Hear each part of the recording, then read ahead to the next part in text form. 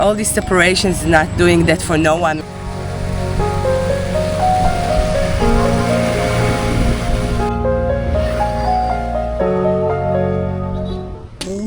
We always in our forest, and sometimes we come in to matrimony.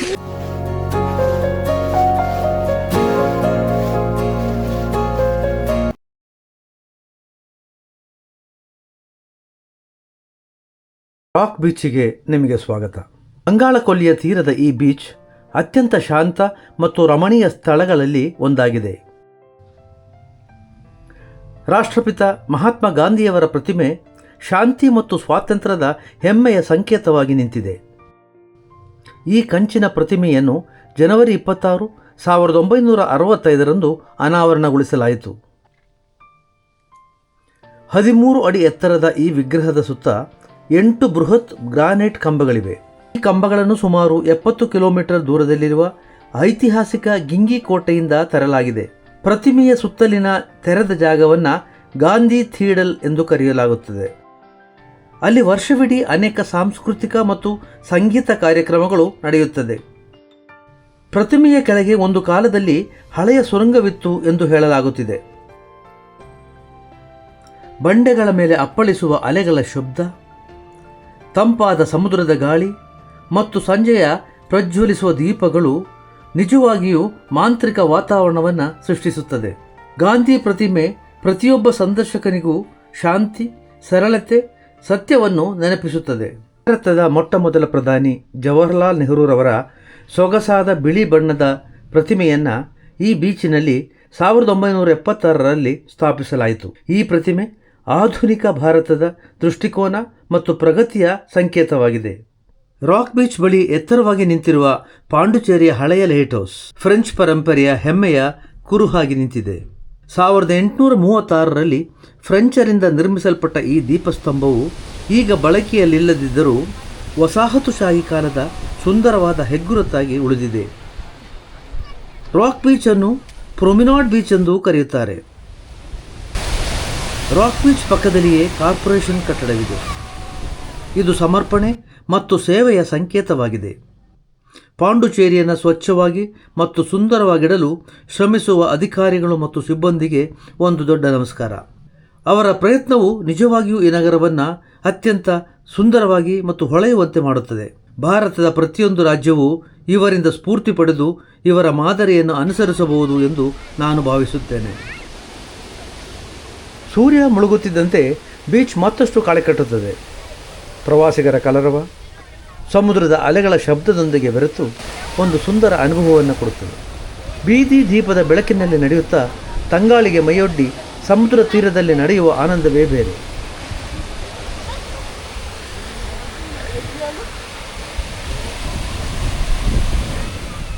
ಅತ್ಯಂತ ಹಳೆಯದಾದ ಪುದುಚೇರಿಯ railway ನಿಲ್ದಾಣ 1879ರಲ್ಲಿ ಫ್ರೆಂಚರಿಂದ ಸ್ಥಾಪಿಸಲಾಯಿತು. ಪಾಂಡುಚೇರಿಯು ಫ್ರೆಂಚರ ಆಡಳಿತದಲ್ಲಿದ್ದು ಸುತ್ತಮುತ್ತಲಿನ ನಗರಗಳು ಬ್ರಿಟಿಷರ ಕೈಯಲ್ಲಿತ್ತು. ವ್ಯಾಪಾರ ಮತ್ತು ಸಾರಿಗೆಯ ಅಭಿವೃದ್ಧಿಗಾಗಿ ಫ್ರೆಂಚ್ ಆಡಳಿತವು ಈ ರೈಲ್ವೆ ನಿಲ್ದಾಣವನ್ನು ಸ್ಥಾಪಿಸಿ ಪಾಂಡುಚೇರಿ ವಿಲ್ಲುಪುರಂ ಮಾರ್ಗವನ್ನು ಆರಂಭಿಸಿತು. ಈಗಲೂ ಈ ನಿಲ್ದಾಣ ಫ್ರೆಂಚ್ ವಾಸ್ತುಶಿಲ್ಪ ಮತ್ತು ಅದರ ವಿನ್ಯಾಸವನ್ನು ಹೊಂದಿದೆ. ಚೆನ್ನೈ, ಬೆಂಗಳೂರು ಮತ್ತು ದೆಹಲಿಯಂತಹ ಪ್ರಮುಖ ಕೇಂದ್ರಗಳೊಂದಿಗೆ ಸಂಪರ್ಕ ಸಾಧಿಸಲಾಗಿದೆ. ಒಟ್ಟು 5 ಪ್ಲಾಟ್ಫಾರ್ಮ್ಗಳನ್ನು ಹೊಂದಿರುವಂತಹ ಈ ನಿಲ್ದಾಣ ವಿಶ್ರಾಂತಿ ಕೊಠಡಿಗಳು, ತಿಂಡಿ ತಿನಿಸುಗಳ ಅಂಗಡಿಗಳು, ಕಾದಿರಿಸುವ ಕೇಂದ್ರಗಳನ್ನು ಹೊಂದಿದೆ. ಮಣಕುಲಂ ವಿನಾಯಗರ್ ಕೋಯಿಲ್ ಗಣೇಶನಿಗೆ ಸಮರ್ಪಿತವಾದ ದೇವಾಲಯವಾಗಿದೆ. ಇದರ ಇತಿಹಾಸವು 500 ವರ್ಷಗಳಷ್ಟು ಹಿಂದಿನದು. ಫ್ರೆಂಚ್ ವಸಾಹತುಶಾಹಿ ಆಳ್ವಿಕೆಯ ಪ್ರಾರಂಭವಾಗುವ ಮೊದಲೇ ಆರಂಭಗೊಂಡದ್ದು. ಇದರ ಬೇರುಗಳು 4ರಿಂದ 9ನೇ ಶತಮಾನದವರೆಗೆ ಆಳಿದ ಪಲ್ಲವರ ಕಾಲದವರೆಗೂ ವಿಸ್ತರಿಸುತ್ತದೆ. ಪಲ್ಲವರ ಕಾಲದಲ್ಲಿ ಆರಂಭಗೊಂಡ ಈ ದೇವಸ್ಥಾನ 17ನೇ ಶತಮಾನದಲ್ಲಿ ಪುನರ್ ನಿರ್ಮಿಸಲಾಯಿತು. ಈ ದೇವಾಲಯದ ಹೆಸರು ತಮಿಳಿನ ಮಣಲ್ ಅಂದರೆ ಮರಳು, ಕುಳಂ ಅಂದರೆ ಕೊಳ ಎಂಬ ಹೆಸರಿನಿಂದ ಬಂದಿದೆ. ಮರಳಿನ ಕೊಳದ ಬಳಿ ಇರುವ ದೇವಸ್ಥಾನ ಎಂಬ ಅರ್ಥವನ್ನು ಹೊಂದಿದೆ. ಫ್ರೆಂಚ್ ಆಡಳಿತ ಕಾಲದಲ್ಲಿ ದೇವಾಲಯವನ್ನು ಕೆಡವಲು ಹಲವು ಪ್ರಯತ್ನಗಳು ನಡೆದರೂ ಸ್ಥಳೀಯ ಹಿಂದೂ ಸಮುದಾಯದ ಬಲವಾದ ಪ್ರತಿಭಟನೆಗಳು ಮತ್ತು ಬ್ರಿಟಿಷ್ ಮರಾಠ ಆಕ್ರಮಣದ ಬೆದರಿಕೆಯಿಂದಾಗಿ ವಿಫಲವಾದವು.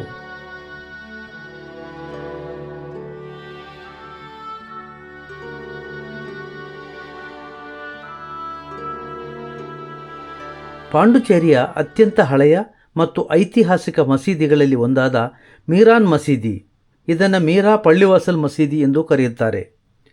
ವೈ.ವಿ. ಪಿಳ್ಳೈ ಬೀದಿಯಲ್ಲಿರುವ ಈ ಪವಿತ್ರ ಪೂಜಾ ಸ್ಥಳವನ್ನು ಸುಮಾರು 350 ವರ್ಷಗಳ ಹಿಂದೆ ಆರ್ಕಾಟ್ ನವಾಬರು ನಿರ್ಮಿಸಿದ್ದಾರೆ. ಈ ಮಸೀದಿ ಗೋಥಿಕ್ ಇಸ್ಲಾಮಿಕ್ ವಾಸ್ತುಶಿಲ್ಪಕ್ಕೆ ಉತ್ತಮ ಉದಾಹರಣೆಯಾಗಿದೆ.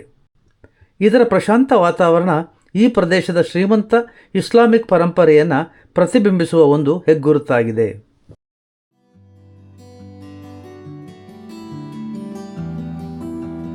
ಮರೀನಾ ಬೀಚ್ ನಗರದ ಗದ್ದಲದಿಂದ ದೂರವಾಗಿ ಪ್ರಶಾಂತತೆಯಿಂದ ಕೂಡಿದ ಈ ಬೀಚಿನ ಮೃದುವಾದ ಮರಳು ನಿಮ್ಮನ್ನು ಹಿತವಾದ ಸಂಜೆಯ ನಡಿಗೆಗೆ ಆಹ್ವಾನಿಸುತ್ತದೆ.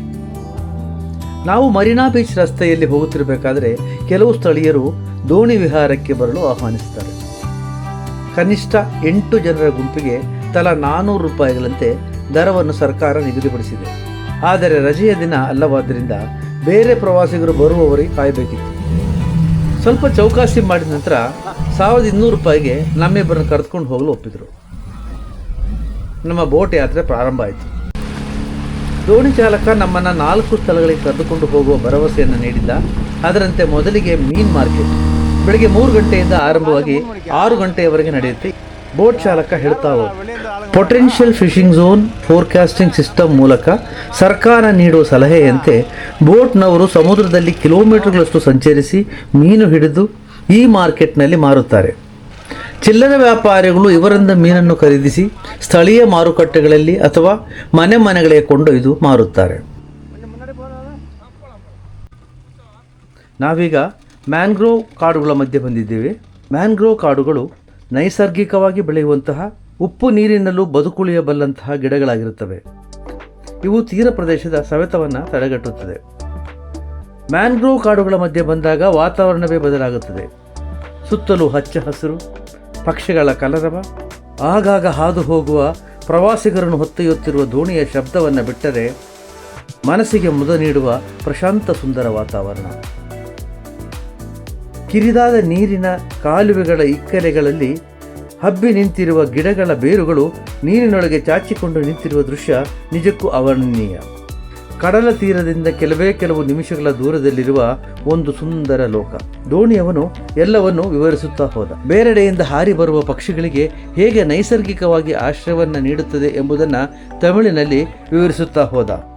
ನಾವು ಮತ್ತಷ್ಟು ಮುಂದೆ ಹೋದಂತೆ ಸೂರ್ಯನ ಬೆಳಕು ಗಿಡಗಳ ಮಧ್ಯೆ ಸೀಳಿಕೊಂಡು ನೀರಿನ ಮೇಲೆ ನೆರಳು ಬೆಳಕಿನ ಚಿತ್ತಾರವನ್ನೇ ಬಿಡಿಸಿತ್ತು.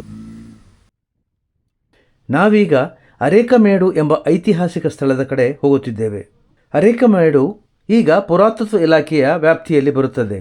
ಈ ಪ್ರದೇಶ ಒಂದು ಕಾಲದಲ್ಲಿ ಭಾರತವನ್ನು ರೋಮನ್ ಸಾಮ್ರಾಜ್ಯದೊಂದಿಗೆ ಸಂಪರ್ಕ ಕಲ್ಪಿಸುವಲ್ಲಿ ಮಹತ್ತರ ಪಾತ್ರವನ್ನು ವಹಿಸಿತ್ತು. ಅರಿಯಾನ್ ಕುಪ್ಪಂ ನದಿಯ ದಡದಲ್ಲಿರುವ ಈ ಗ್ರಾಮವು ಒಂದಾನೊಂದು ಕಾಲದಲ್ಲಿ ಸರಿಸುಮಾರು 2000 ವರ್ಷಗಳ ಹಿಂದೆ ಬಂದರು ಪಟ್ಟಣವಾಗಿತ್ತು. ಪುರಾತತ್ವ ಶಾಸ್ತ್ರಜ್ಞರು ಆಗಿನ ರೋಮನ್ ಕಾಲದ ಮಡಿಕೆಗಳು, ಗಾಜಿನ ಮಣಿಗಳು ಮತ್ತು ನಾಣ್ಯಗಳನ್ನು ಹೊರತೆಗೆದರು.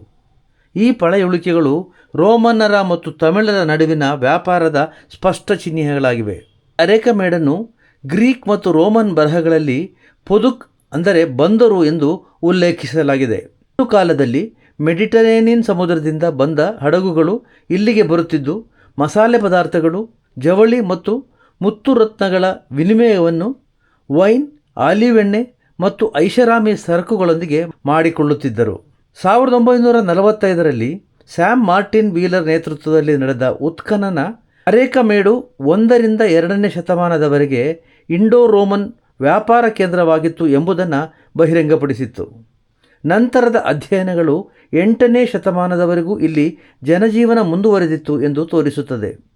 ಪಾಳು ಬಿದ್ದಿರುವ ಈ ಅರೇಕಮೇಡು ಭವ್ಯ ಭೂತಕಾಲದ ಮೌನ ಸಾಕ್ಷಿಯಾಗಿ ಉಳಿದಿದೆ. ಅರೇಕಮೇಡು ಬರೀ ಒಂದು ಐತಿಹಾಸಿಕ ತಾಣವಲ್ಲ, ಅದು ನಾಗರಿಕತೆಗಳ ನಡುವಿನ ಸೇತುವೆಯಾಗಿ ನಿಂತು ಪ್ರಾಚೀನ ಜಗತ್ತು ನಿಜವಾಗಿಯೂ ಎಷ್ಟೊಂದು ಜಾಗತಿಕವಾಗಿತ್ತು ಎಂಬುದನ್ನು ತೋರಿಸುತ್ತದೆ.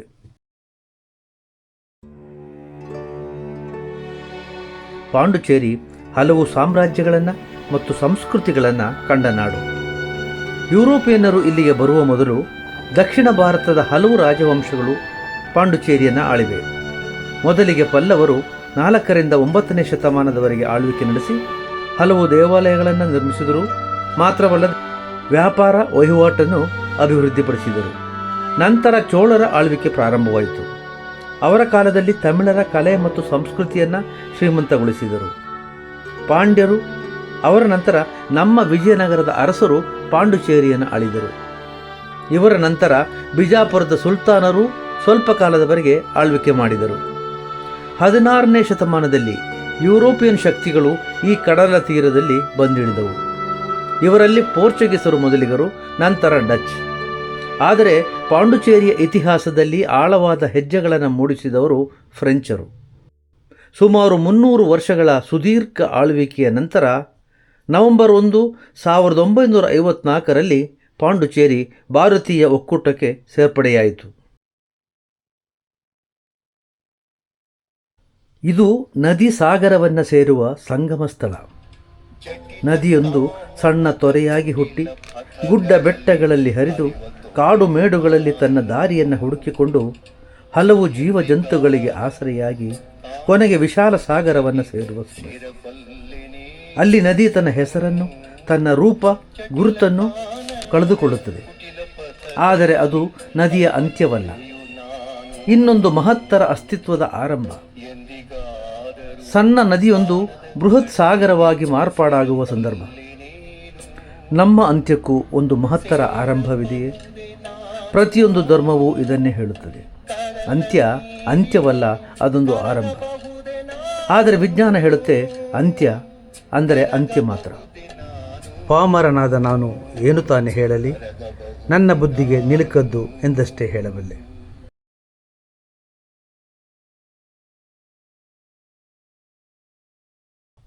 ಪಾಂಡುಚೇರಿಯ ಹೃದಯ ಭಾಗದಲ್ಲಿರುವ ಪುರಾತನ ದೇವಾಲಯ ಈ ವರದರಾಜ ಪೆರುಮಾಳ್ ದೇವಸ್ಥಾನ. 12ನೇ ಶತಮಾನದಲ್ಲಿ ಚೋಳರಿಂದ ಕಟ್ಟಲ್ಪಟ್ಟ ಈ ದೇವಸ್ಥಾನ ದ್ರಾವಿಡ ವಾಸ್ತುಶಿಲ್ಪದ ಮಾದರಿಯಾಗಿದೆ. ಎತ್ತರದ ಗೋಪುರ, ಸಂಕೀರ್ಣವಾದ ಕಲ್ಲಿನ ಕೆತ್ತನೆಗಳು ಇದಕ್ಕೆ ಸಾಕ್ಷಿಯಾಗಿದೆ. ವರದರಾಜ್ ಪೆರುಮಾಳ್ ಇಲ್ಲಿನ ಪ್ರಮುಖ ಆರಾಧ್ಯ ಮೂರ್ತಿ. ವರದರಾಜ್ ಪೆರುಮಾಳ್ ಅಂದರೆ ಮಹಾನ್ ವಿಷ್ಣು ಮತ್ತು ಲಕ್ಷ್ಮೀದೇವಿ ಇಲ್ಲಿ ಭೂದೇವಿ, ಶ್ರೀದೇವಿ ಎಂಬ ಹೆಸರಿನಲ್ಲಿ ಪೂಜಿಸಲ್ಪಡುತ್ತಾರೆ. ವೈಕುಂಠ ಏಕಾದಶಿ ಮತ್ತು ಬ್ರಹ್ಮೋತ್ಸವ ಇಲ್ಲಿ ಬಹಳಷ್ಟು ವಿಜೃಂಭಣೆಯಿಂದ ನಡೆಯುತ್ತದೆ. ಭಾರತದ ಮೂಲೆ ಮೂಲೆಗಳಿಂದ ಭಕ್ತಾದಿಗಳು ಇಲ್ಲಿಗೆ ಆಗಮಿಸುತ್ತಾರೆ.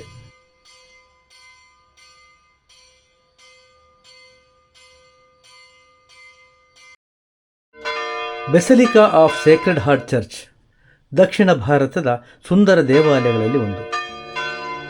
ಗೋಥಿಕ್ ಶೈಲಿಯ ಈ ದೇವಾಲಯವನ್ನು 1907ರಲ್ಲಿ ಫ್ರೆಂಚರು ಕಟ್ಟಿಸಿದರು. ಈ ಚರ್ಚಿನ ಅಡಿಪಾಯದ ಉದ್ಘಾಟನೆ ಅಂದಿನ ಆರ್ಚ್ ಬಿಷಪ್ ಮಾನ್ಸಿಂಗ್ ಗಾಂಧಿಯವರು ನೆರವೇರಿಸಿದರು.